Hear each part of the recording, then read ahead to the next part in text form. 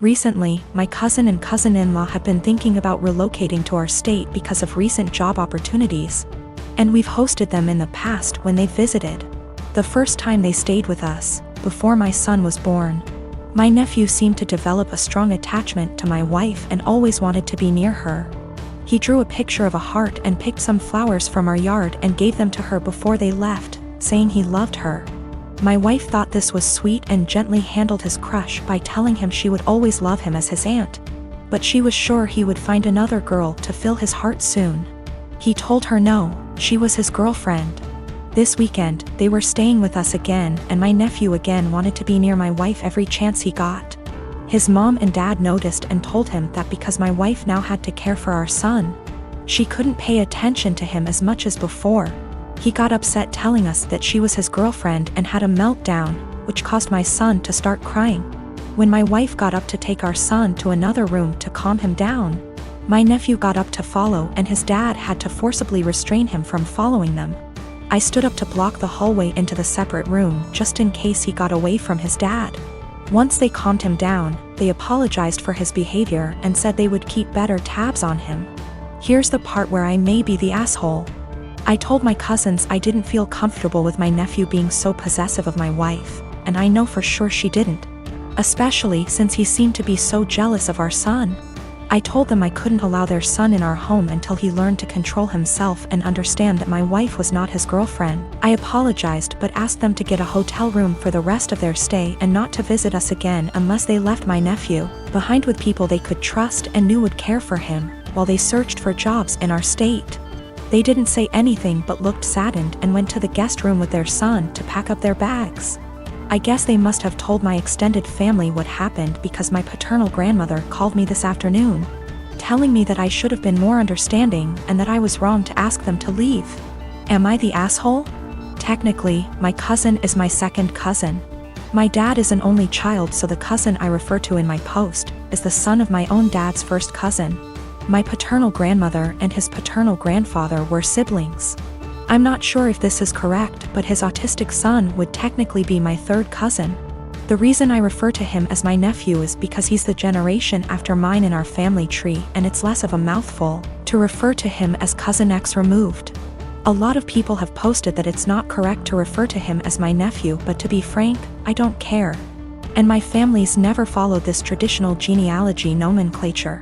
Without being specific, in the western state I was born and grew up in, it's not uncommon to refer to even close, unrelated adults as uncles or aunts. I call him my nephew because my cousin and I were close, and I still hope to have a close relationship with him if at all possible. Though I don't know how after this situation. Some have asked if I was jealous of my nephew calling my wife his GF. The first time, I thought it was amusing and was surprised that he had any romantic notions towards anyone, let alone my wife. Remember, in my mind he's my nephew and I never thought of him as anything other than a large kid because of his developmental delays and normal, for him, childlike behavior. Regarding the situation that happened this weekend, I was only concerned for my wife and son's safety. I didn't know how he would react and followed my cousin's lead, but wasn't about to let him get near my wife and son once they left the room.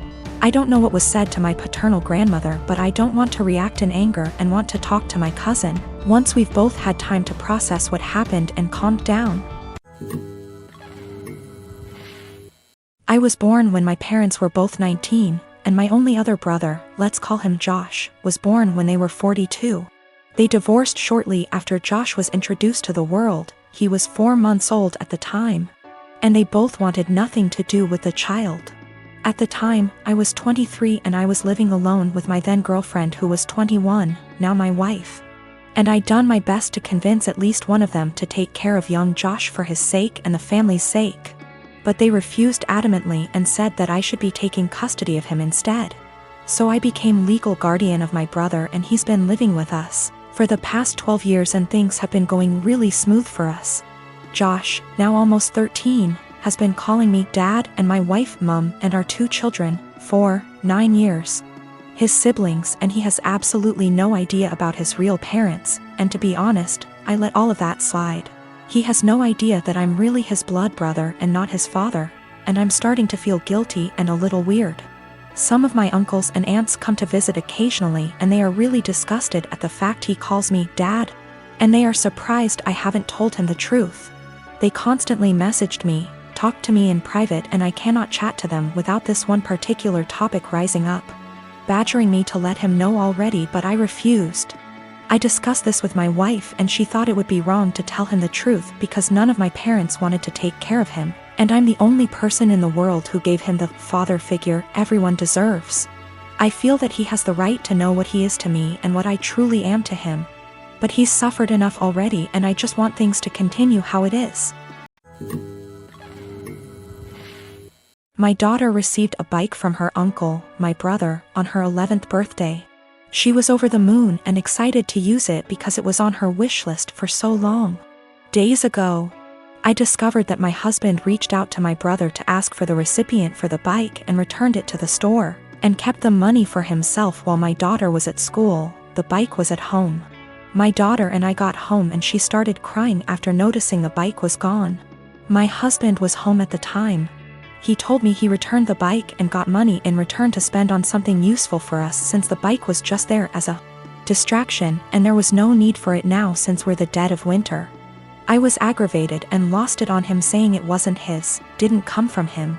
And he didn't pay for it, so he had no right to touch it, knowing our daughter's been wanting it for a long time, and my brother was decent enough to buy it for her despite barely having money to get him by.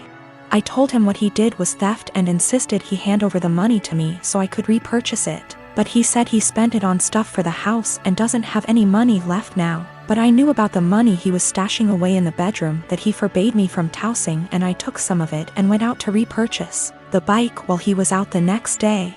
He found out and verbally lashed out at me, saying I should have never touched the money he was saving for himself, which isn't much, but I lashed right back that I had to so I could repurchase the bike he took from under our daughter.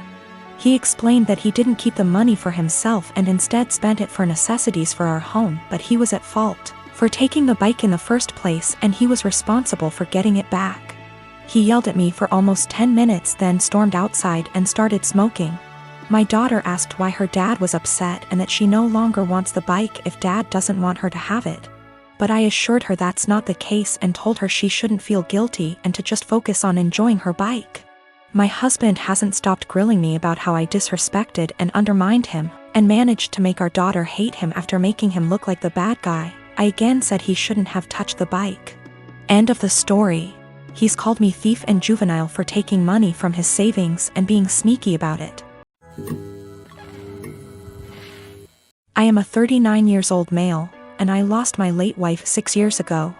I have a 16-year-old son, Daniel, and I recently got engaged to my fiancé of 2 years. Her mom and I aren't on good terms because of how she behaves. She's a controlling, self-centered, Dolly Parton wannabe. I learned to ignore, but she's been annoying Daniel and criticizing his personality regularly. He's a private kid and still hasn't gotten used to the new family dynamic, but he's in therapy and is doing fine. She keeps diagnosing him left and right, calling him antisocial, autistic and other crap. Fact is, Daniel is a shy, well-mannered kid, but people confuse that with being antisocial. Mother-in-law tried several times to force Daniel to open up by embarrassing him with personal questions on family dinners and test his personality type. I've realized the effect her behavior had on Daniel, so I gave him the choice to no longer be in the same room / house as mother-in-law, and he appreciated this a lot. Mother-in-law didn't like that Daniel kept his distance and no longer visits and kept ing about how spoiled he will become for her daughter to deal with. I told her to stop bringing it up, but she cried, "I'm just doing this for Danny." Last week she visited unexpectedly, wanting to say hi to Daniel. After Daniel greeted her, he went into the bathroom and she went into the living room with my fiancé. I was in my bedroom when Daniel came and said his journal was gone. We looked for it but didn't find it. I asked my fiancé, who was alone in the kitchen, but didn't see it.